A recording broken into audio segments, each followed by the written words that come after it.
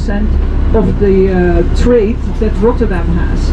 They only have like 100 million tons of 100 tons of cargo and 100 and in Rotterdam they have 450 so much more tons of goods and much more containers in Rotterdam. So, but that's because of the big locks. But this used to be a tidal river. It was connected to a sea, and that sea is now closed off from the big seas, and it's a lake. It has become a lake, and we reclaimed there the 12th province in that area. But we are leaving the big ships behind us here, the big terminal, the Amsterdam terminal, and we are sailing into the city. And in the city we will also see some locks from time to time because of this tide that used to be here. But now there is no tide anymore. It's completely closed off by the lake and by the big locks at the end of the river. Well, Amsterdam was made a settlement here in the heart of the city where Red Light District is. That's the oldest part of Amsterdam. That was in the 13th century. That's where they built a dam and 2 dikes, and they started living on it. In the 14th century they started doing business, they traded a little bit with the areas around it. In the 15th century too, but they weren't really big.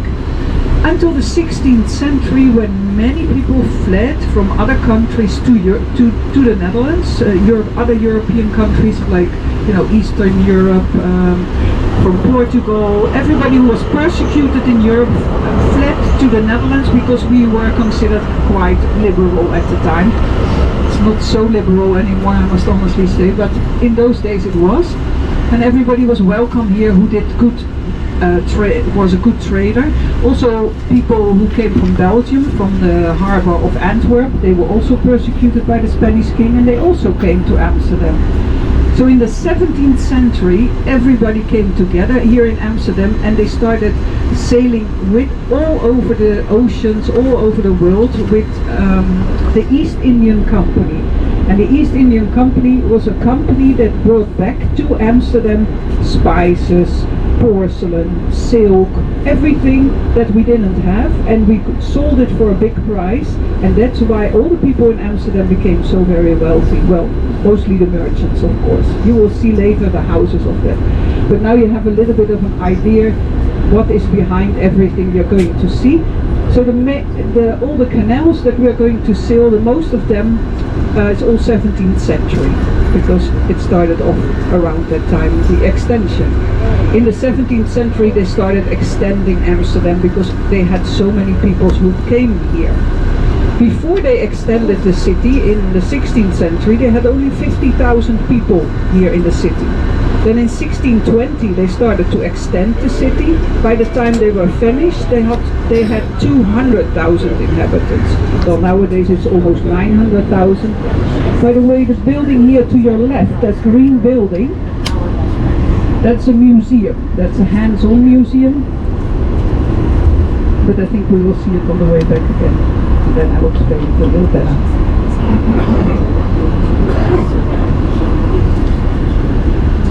Here on the right hand side behind me, that's where you see Boeken.com. That was a Dutch company, but it is now bought by Americans, and it's now an American company. But 4,000 people are working in that office. It's quite a busy office.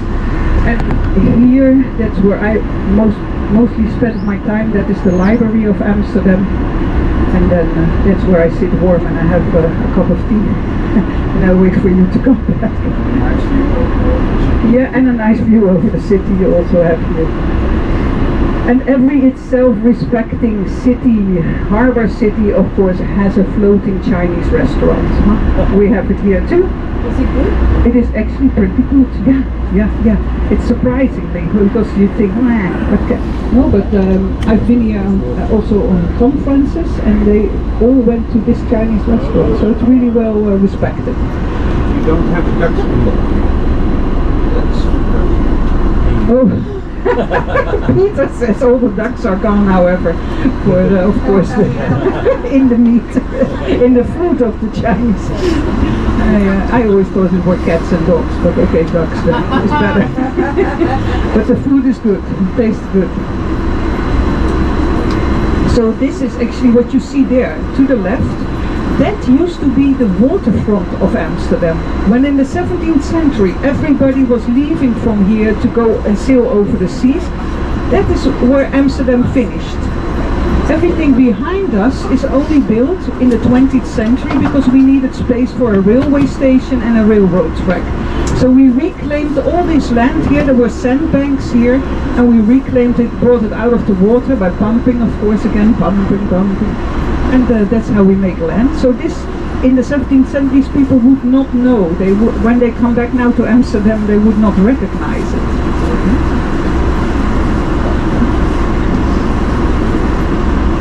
And then coming up on your left, there at the corner, now more or less at 11 o'clock, there's a little tower, and we call that the weeping tower, because that's where the women would be standing, waving at their husbands. Bye! Some of them thought, bye!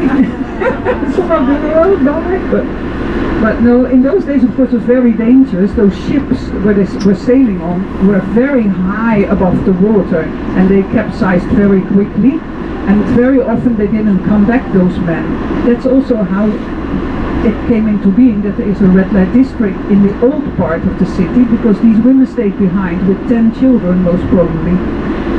Couldn't feed them, so that's what you do. You see another sailor, you sell yourself, and you have some money to feed your children. That's where it comes from, they say. Now we're going underneath the bridge. Some of you walked over it. I took the next one, but I saw some of you going over this one. And we will be in front of the railway station. Have you looked at the railway station before? Looks almost like a church, huh? Actually, that was the biggest complaint of the Amsterdam people when it was finished in 1885, that they said, well, it looks like a church, this railway station. Yeah, not this part, but the main part. But the architect is very well known. He also designed the National Gallery, the Rijksmuseum, where all the 17th century masters and Rembrandt and so hanging there. It's a similar building to this. And he designed all the churches, well, many churches here in Amsterdam, but I will point it out later. Hendrik de Keizer, very important. So, and now we're coming into an area where I have to point out to you, oh, here to the left already, you see it, there's a staircase going down, do you see that there? But there will be also here somewhere, there will be moving staircases. Peter will point it out for you, but that's where they go down with their bicycles, and there's a huge bicycle parking here underneath the water. I think 7,000 bicycles here in the front, and on the back of the railway station 4,000, and then there's still, and you wonder, huh, where do all these bikes come from? Well, have you seen, no, you haven't seen the traffic, but there is a huge amount of traffic in the Netherlands. So in the cities, most people, even the mayor prefers going on the bike. Even our prime minister in The Hague biked around, because you're much faster. If you have to drive with a car here in the Netherlands, it's ridiculous. Here to the left, by the way, the biggest Catholic church in Amsterdam. And of course this one is a little younger, because they were not allowed after the 17th century anymore to show themselves. So this one is from the 19th century. It's called the St. Nicholas Church, which is the patron saint of, we say of children, but also of thieves and of prostitutes. So it's a really strange combination.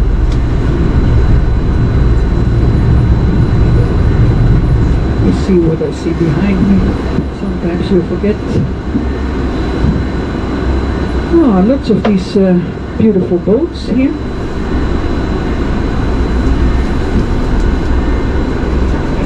There's approximately 150, 160 of these authentic canal cruise boats. Nowadays you also have a lot of people who open their own little business, have an open boat and a bucket with drinks and alcohol in it, and in the summer it's very nice, of course, then, and you see them all happy on the canals. Now look, that's the railway station, and on the right hand side you see a clock On the left hand side, the wind directions of the tower. In the middle, the coats of arms of Holland, because we are here in North Holland. Oh yeah, now we come in this bicycle water. Sometimes I think ahead and then I'm too fast. Yep, here we're going to sail over the bicycles underneath us. And coming up on the left you see this road going down, and that's where the bikes go down under the water. Again, this all used to be the seafront until they started building this railway station in 1885. So around 1850 they must have started to reclaim the land here. Ah, there they're going down with their bikes. You see it?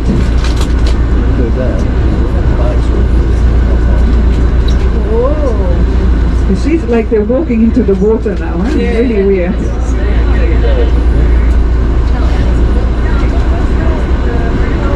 So this is the heart of the city of Amsterdam, here now in front of me, this whole area. And then in 1620 they started building 3 canals around the heart of the city. And those are the very important canals that are also UNESCO World Heritage Site. And they are under protection. Actually the whole center of Amsterdam is under the protection of the UNESCO World Heritage. Here on the right, this used to be a bicycle parking, but since we have the one under the water, in the past we had lots of bicycles standing here. Gesundheit. 3 times. That must be meaning good luck for the whole new year. So Peter is now maneuvering us towards the canal where we actually want to start, and that is the Princess Canal. We have a Princess Canal, that's one ring around the heart of the city. Then that's the outer ring. Then we have the Emperor's Canal, and then the Gentleman's Canal. And the Gentleman's Canal is the canal with the most expensive houses and the richest people. The Princess Canal is more a canal for warehouses, which nowadays are homes and residences for people, but it used to be all warehouses.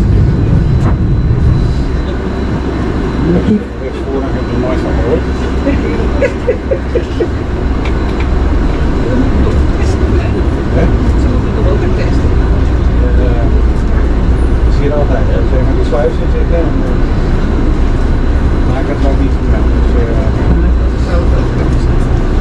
Dat zal zijn die er wordt.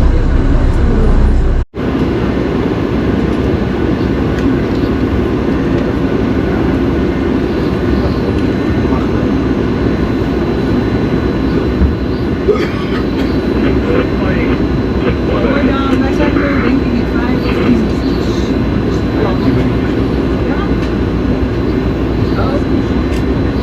Oké, heel fijn. Tot zo.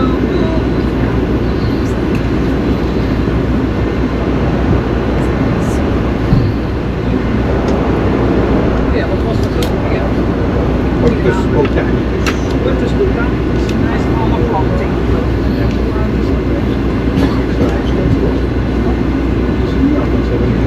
Ja, ja.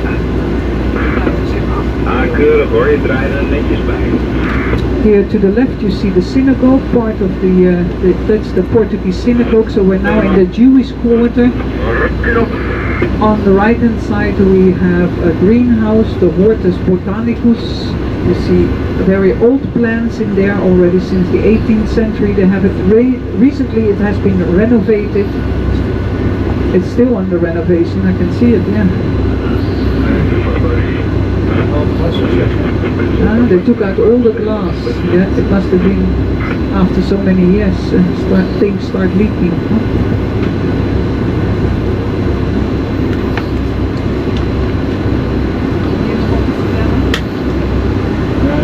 Ja, hier is een monument. Met de gevallen zijn. Joods monument.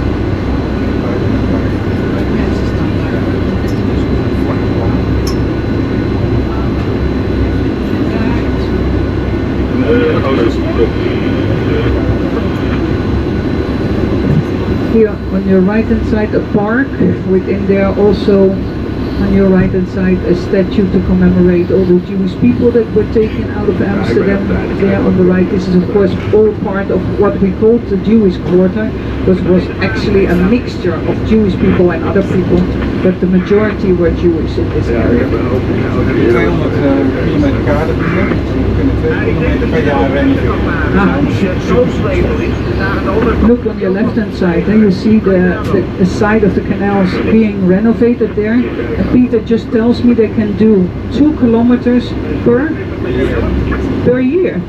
Oh. We have 200 kilometers to do. Oh yeah, we have 200 kilometers to do, so we won't see the end of it, Peter. If that's 100 years, it takes a long time. Why are they so slow? They don't have the money and the people. It's the Amsterdam. They don't. In Amsterdam, they really don't work hard. In Rotterdam, we always say we make the money in Rotterdam. The Hague decides where it goes, and Amsterdam spends it. Dit was 2 jaar gedaan. Here coming up on the left hand side, Peter says is a part that has been done last year. But they just don't have the people to do it, he says. Ja. Zo, je wordt het een beetje gedaan. We hebben alle koffie, thee en vergangsspullen in een gepool gegeven voor de belasting. Here on your right hand side you see lots of warehouses. That's where all the goods that came into Amsterdam had to go through, and then the taxman would get tax money over it. So there on the right hand side lots of houses. It's called entrepot, and this is also, and yeah, and the zoo of Amsterdam is also behind there. Here we're really going through an old lock of Amsterdam. You see the doors here on your right and your left, even in there. Look, even the doors are rotting already. Yep. Scharabierensluis. Scharabierensluis. Do you know what we call a canal? How we say that in Dutch? Canal? A gracht. Gracht. Gracht. Gracht. If I say 88 very beautiful canals, I say 88 allemachtig prachtige grachten. Oh my goodness. It's really a regular sentence in this language, but we say it's a throat disease. It's not a language. It's because always the wind is blowing and we get everything in the back of our throat. Yep, oh, the Maritime Museum. We're going to see that 17th century ship behind the Maritime Museum, which was actually the headquarters of the East Indian Company in the past. You will see it, how imposing and impressive it is from the water. You have to think 17th century, then this was really imposing. All natural stone here on the right. Maritime Museum Amsterdam. We're not the only ones who want to see that boat, that ship, that exact copy of a ship that went down in front of the coast of England. On its first voyage, on its maiden voyage, yes. Yeah.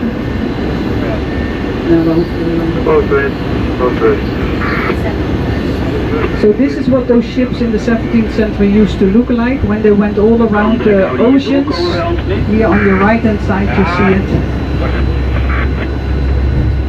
At the back, that's where the captain would be sitting, and they had the captain's table and everything. And then on the side you see those holes where the cannons came out. It's really interesting to have been in there, then you see how small everything was. But in those days people were used to living on top of each other much more than we are now. So for me it was like really narrow, but they lived on those ships with lots of people. And here on the left you see that building, that is a science museum. It's called Nemo Science Museum.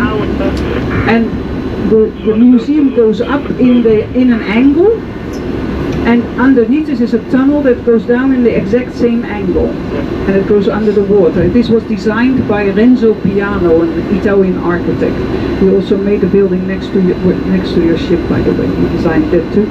But this, in the summer, you see lots of people on the roof sitting there because there's a roof bar, and people are sitting there until they are completely, how do you say that, grilled by the sun, because it's very hot on top of there. But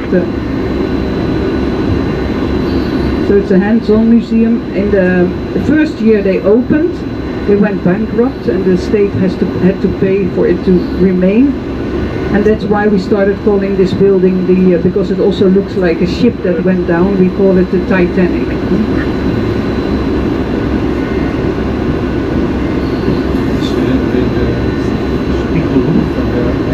Ja, dat gezegd.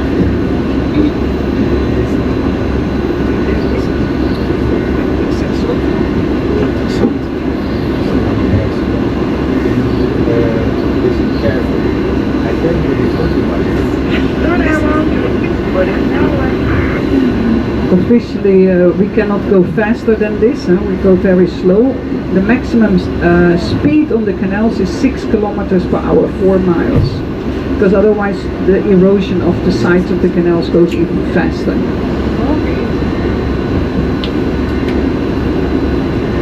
And we are here again at that area behind the railway station, so not too far from where our bus is waiting for us.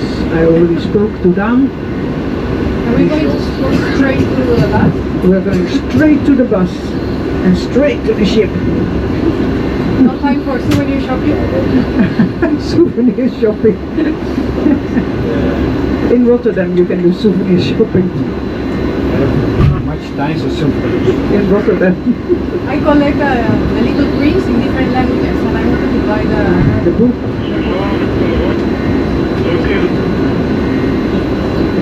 On the right hand side you see the ICE train. There's the German train going over leaving the central station.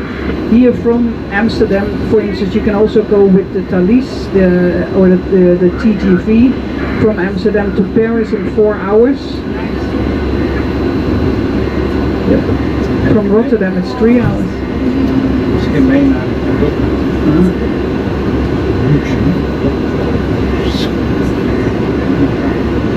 Ik was van mama dat ik hier nachtje wegging en kon mama veel van Bosstad. Oh, here to your right. Guess what building this is here behind me? What do they do in that building? You absolutely don't need it in the Netherlands. Rock climbing. Wall climbing they do there. You don't need it in the Netherlands. Highest point is 300 meters in the Netherlands, 900 feet. Not very high.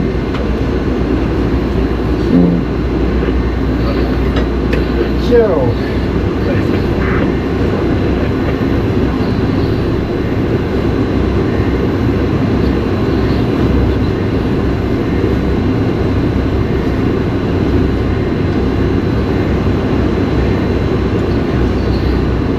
Even gelijk zien wat er wel ligt. Ja. Zorg ook rustig aan. People management. So, ladies and gentlemen, we are back where we started, and that means that I'd like to thank our captain Peter. He did a fantastic job, so give him a big hand, ladies and gentlemen. And of course, if you want, you can always leave something for him, but it is no obligation. Yeah, it is a possibility. Let's see what our bus is.